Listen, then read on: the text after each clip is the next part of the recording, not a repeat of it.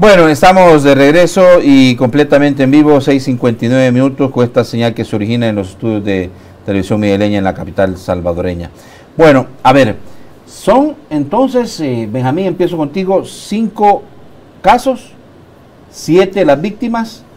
Sé que pues por razones obvias y que mañana ustedes van a revelar mayores detalles en relación a de lo que se trata, pero hasta donde yo entiendo, estos casos tienen que ver con violaciones a los derechos humanos en el pasado conflicto armado, antes y durante y después del conflicto armado, de ambos bandos, ¿verdad? Sí. Tanto de los extintos cuerpos de seguridad, Fuerza Armada y también el grupo guerrilleros. Ex grupos guerrilleros. Sí, sí, son 7 víctimas a partir de 5 denuncias. O sea, hay familiares de víctimas que están denunciando la desaparición forzada. Nosotros hemos tipificado así el delito cometido, que es un crimen contra la humanidad o de lesa humanidad, como dicen los técnicos, porque los restos humanos de las víctimas no han aparecido, las víctimas directas no han aparecido y sus familiares las siguen buscando. Yo sí creo que es importante comenzar diciendo que el tipo de prácticas que se dieron entonces, al no ser castigadas, investigadas y castigadas, se siguen repitiendo, lo comentábamos antes. Hay un caso de esos que se van a presentar mañana, de 2 señores, de verdad, campesinos, que fueron asesinados, que cavaron su tumba, fueron torturados, y después de torturados, con las piochas que cavaron su tumba, ¿verdad?, los mataron. O sea, los arrodillaron frente a la tumba, ¿verdad?, a la fosa, ¿verdad?, y ahí les dieron con la piocha y los mataron. Espero que la gente se acuerde que hace un par de años o 3 años, fueron asesinados 2 trabajadores del Ministerio de Obras Públicas, ¿verdad?, creo que en la calle Comalapa, por pandilleros, ¿verdad?, con la piocha que ellos mismos estaban utilizando para trabajar. Y recuerdo que alguien me contó, ¿verdad?, hago referencia a que me lo contaron, ¿verdad?, que los pandilleros estaban peleando entre ellos para ver quién era el que había tenido la idea de hacerlo, y que uno le preguntaron que por qué lo habían hecho, y dijo, es que teníamos ya como una semana, de no matar a nadie, ¿verdad? Entonces son patrones que se siguen dando. Las razones son diferentes, pero los patrones son los mismos. O sea, las prácticas sistemáticas de violencia, ¿verdad?, antes decían que con razón, ¿verdad?, ahora dicen que sin razón, pero al final de cuentas las prácticas de violencia son las mismas, ¿verdad?, porque no ha habido castigo. Y son las mismas que se dieron también en 1932, ¿verdad? Entonces yo sí creo que de ahí menciono esto como punto de partida para, bueno, habían otras 2 víctimas de las que vamos a denunciar mañana, eran 2 jóvenes embarazadas, una de 7 meses y la otra a punto de parir, de 9 meses de embarazo, ¿verdad?, casi. Entonces, estas atrocidades se siguen dando en el país, ¿verdad?, no se han corregido, no se han superado, ¿verdad?, y por eso es que las víctimas están pidiendo que se investigue y se sancione a los responsables. Bueno, Pedro, ¿en qué contexto se da la presentación de estas denuncias ante el Ministerio Público? Y hablemos de casos que llevan quizás algunos más de 30 años, es decir, para muchos casos que posiblemente ya sea muy difícil de poder investigar de parte del Ministerio Público, y la manera en que ustedes tú como parte del equipo que va a presentar las denuncias el día de mañana lo plantean al Ministerio Público ante un desafío de lo que se pueda o no tener el éxito en una investigación de tantas décadas ya de haber pasado estos hechos. Sí, bueno, es importante decir que entre más tiempo pase, más difícil será, ¿verdad?, definitivamente hacer una investigación, establecer la verdad, establecer responsabilidades. Es muy difícil, pero todavía de los casos que estamos trabajando, está el familiar de la víctima directo, claro, que ha dicho lo que ha ocurrido, nos está dando datos de testigos que también vieron los hechos y es fácilmente ubicables. Así es que todavía estamos a tiempo para poder de alguna manera tener una versión que está confrontada con otro testigo, y además de eso, porque es parte de las denuncias que se están presentando, es que la gente pide recuperar los cuerpos de estas personas. Son personas desaparecidas, hay algunos indicios de dónde posiblemente puedan estar y lo mencionamos, ¿verdad? Para que la Fiscalía pueda iniciar procesos de exhumación, y además están los familiares vivos todavía, que se pueden tomar muestras de ADN y determinar con certeza que realmente son sus familiares los que fueron sepultados ahí. Y luego los relatos que son confirmados con 2 o 3 testigos que perfectamente puedan validar lo que las víctimas están diciendo. Entonces, creo que aunque de los casos que estamos presentando, algunos ya tienen 40 años más, todavía es posible encontrar la verdad, todavía es posible hacer una investigación, todavía es posible tener pruebas científicas que puedan establecer la realidad, la verdad de lo que ha ocurrido, ¿verdad? Y creo que lo importante en este caso, como lo dicen las víctimas, es poder recuperar los cuerpos, poder darle una cristiana sepultura, poder determinar responsabilidades, que eso también es importante, lo expresan claramente. Y me llama la atención, fíjate, José, que cuando oímos a las víctimas es triste, algunas dicen que esto casi nunca lo han hablado. No hay los espacios en este país para poder hacerlo, no hay procesos que les permitan a ellos iniciar el duelo que nunca termina, ¿verdad? Eso es importante.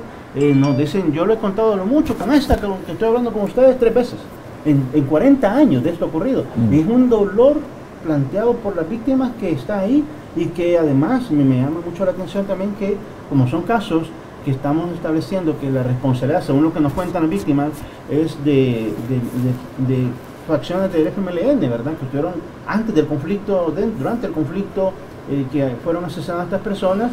Nos están diciendo que hay una situación en la que se encuentran como en el limbo, porque fueron asesinados como que fueran traidores ellos. Entonces, al ser traidores, no eran del frente, entonces todo su esfuerzo, su trabajo, por lo que lucharon para que este país fuera mejor, ¿en dónde queda? O sea, tienen una situación psicológica terrible, ¿verdad? Están en qué fue lo que hicimos realmente por este país, o sea, ¿para qué valió la pena la guerra? ¿Por qué participamos en esto? Si al final fueron los mismos compañeros que asesinaron a nuestros familiares. O sea, toda una cantidad de dudas y una cantidad de situaciones que dan a las víctimas, que es necesario un proceso de sanación en este sentido. Y el hecho de que lo hablen, que lo saquen a la luz, ya es parte de ese proceso, pero todavía falta mucho que hacer. Vaya, fíjense, hay un par de cosas que creo que es necesario como afinar el lápiz, ¿verdad? Vaya, porque no, en este caso ustedes hablan de víctimas que ni siquiera conocen el paradero de los restos de sus seres queridos. O sea, es una situación bien delicada, y que por supuesto es una deuda pendiente del mismo Estado salvadoreño para con estas víctimas. Pero hay otra cosa que me llama la atención, pero antes de darle la palabra a Benjamín de nuevo, que son personas que han vivido con eso sin expresarlo, porque no tienen confianza en el sistema, ni mucho menos garantías de que si ellos expresan su dolor, pero además su indignación ante estos hechos que enfrentaron durante el pasado conflicto armado, sus familiares, en vez de recibir apoyo, lo que reciban es persecución y amenazas. Exactamente, eso es lo que han expresado las víctimas, ¿verdad? Cuando lo relatan, esta situación de limbo, digamos, de cómo lo plantean.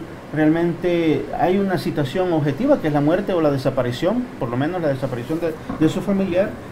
Todos los indicios, toda la investigación que ellos mismos han hecho, porque ellos algo preguntaron, algo anduvieron indagando con aquel temor durante muchos años, y todo indica que los testigos que pudieron estar, quienes les han comentado lo que ocurrió, fue que hay nombres de personas que fueron los que se llevaron a sus familiares. Hay una responsabilidad de algunas facciones del FMLN, del grupo que fueron parte del FMLN, con nombres y apellidos, fechas, lugares, pero hasta ahí por el temor, porque claramente saben que el Estado no está en la capacidad hasta hoy de poder responderles, porque aunque hay que decirlo, ¿verdad? Algo se ha avanzado, hay una unidad especializada que está investigando esto, una unidad que nosotros hemos hablado con los fiscales y nos dicen estamos en capacitación, estamos trabajando, estamos investigando, pero no tienen presupuesto suficiente todavía a estas alturas. No tenemos un presupuesto que permita primero tener más miembros la unidad, porque solo son 4 o 5. ¿Y cuántas denuncias van ya después de que se derogó la ley de amnistía? Como 160. No, más de 200. Más de 200 ya. Imagínate, y tú estás hablando que esta unidad que se creó en la administración de Douglas Meléndez no han avanzado en nada, o sea, o mediáticamente los únicos casos que se han planteado son el de Mozote y también está el caso de la reapertura del caso Monseñor Romero. Sí, también. pero también el caso de los sacerdotes y sus colaboradores, los sacerdotes jesuitas y sus colaboradores. Eso no ha avanzado. Eso no ha avanzado. Vale. El que ha avanzado realmente es Hermosote, y mucho tiene que ver el juez, ¿verdad? Para que haya avanzado.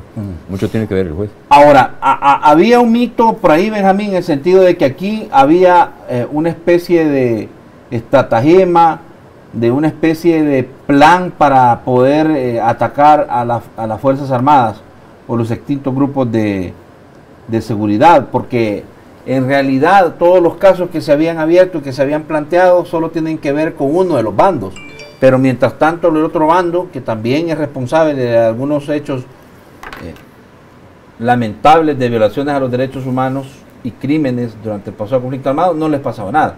Ustedes están planteando 5 casos, 7 víctimas de ambos bandos, y un poco para ir viendo de que en esto habían 2 actores, y los 2 actores cometieron graves violaciones a los derechos humanos. Son 7 víctimas, 4 de la guerrilla, víctimas de acciones de la guerrilla, y 3 de acciones de fuerzas gubernamentales, agentes del Estado. Yo, antes de responder esto de solo contra la Fuerza Armada, ¿verdad?, que es lo que han dicho siempre, sí creo que habría que agregarle lo que decía Pedro en cuanto a la presentación de estas 5 denuncias. Ya lo aclaraba Pedro, son 40 años, ¿verdad?, no 30, ¿verdad? Una de ellas, la hermana de las 2 jóvenes embarazadas que desaparecieron en 1981, me decía el domingo que estuvimos revisando la denuncia ya para que la firmara, me decía, mire, Benjamín, me decía, yo con solo presentar esto, ¿verdad?, a la fiscalía, ya siento que le he cumplido a mis hermanos, ¿verdad? Ya siento que le he cumplido a mis hermanos. Entonces, eso es algo reparador para ella también, ¿verdad? El contarlo y el usar las instituciones. O sea, hay un dejo ahí, un poquito de esperanza en que funcionen las instituciones, ¿verdad? Y ella se siente un poco reparada, porque además ella supera el temor que ha cargado durante muchos años para denunciar, ¿verdad? Y eso es una lección, un ejemplo, que una señora de ahora de 70 y tantos años, ¿verdad?, esté dando ese paso. Yo creo que eso es importante. También estamos con estas víctimas pidiendo que se cree un banco genético, ¿verdad?, un banco de datos genéticos junto con el instituto, que se coordine con el Instituto de Medicina Legal, porque bien lo decía Pedro, esta gente, muchas de las víctimas denunciantes, familiares de las víctimas directas, ya están de 70 años para arriba, ¿verdad?, y pueden fallecer. Ya han fallecido varias, ¿verdad? Entonces, tiene que quedar ahí sus datos genéticos para que sean comparados en la búsqueda que se siga haciendo de los restos humanos de sus familiares. También se supera, además del temor, ¿verdad?, se supera ese velo, ¿verdad?, no de misterio, ¿verdad?, de ocultamiento, ¿verdad?, para que la memoria histórica se construya en este país. Si quiere reparar el tejido social, que yo creo que no hay que repararlo, sino que hay que hilar fino para coser ese tejido, porque aquí no ha existido nunca un tejido social, quizás existía en los cantones, ahí sí se rompió, ¿verdad?, con orden y con la guerrilla, pero hay que hilar fino y hay que trabajar con la gente, y hay que empezar por saber qué es lo que pasó. Entonces, dicho eso, o sea, con esto no es que estemos demostrando que no es solo contra la Fuerza Armada. No, es que, te lo decía antier, ¿verdad?, aquí el tema de derechos humanos yo he aprendido después de tanto tiempo una lección que es la que tengo siempre presente. Aquí no hay rico malo y pobre bueno, ¿verdad?, derecha mala y izquierda buena. Aquí lo que hay es la dignidad humana en el centro de este trabajo, ¿verdad? Y por lo tanto uno tiene que superar esa teoría o esa tesis que se planteó y se debatió cuando en Argentina Ernesto Sábato, que era el presidente de la Comisión de la Verdad en la versión argentina, antes que la de El Salvador,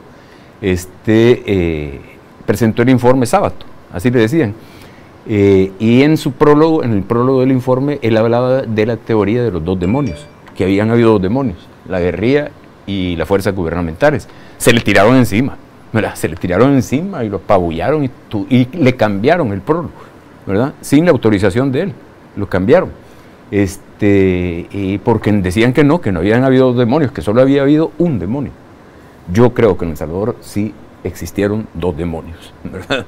Sí existieron dos demonios, prácticas similares. La gente dice, no, la cantidad, según el informe de la Comisión de la Verdad, fue del 85, 80, 90% de los agentes del Estado y solo el 5% de parte de la guerrilla.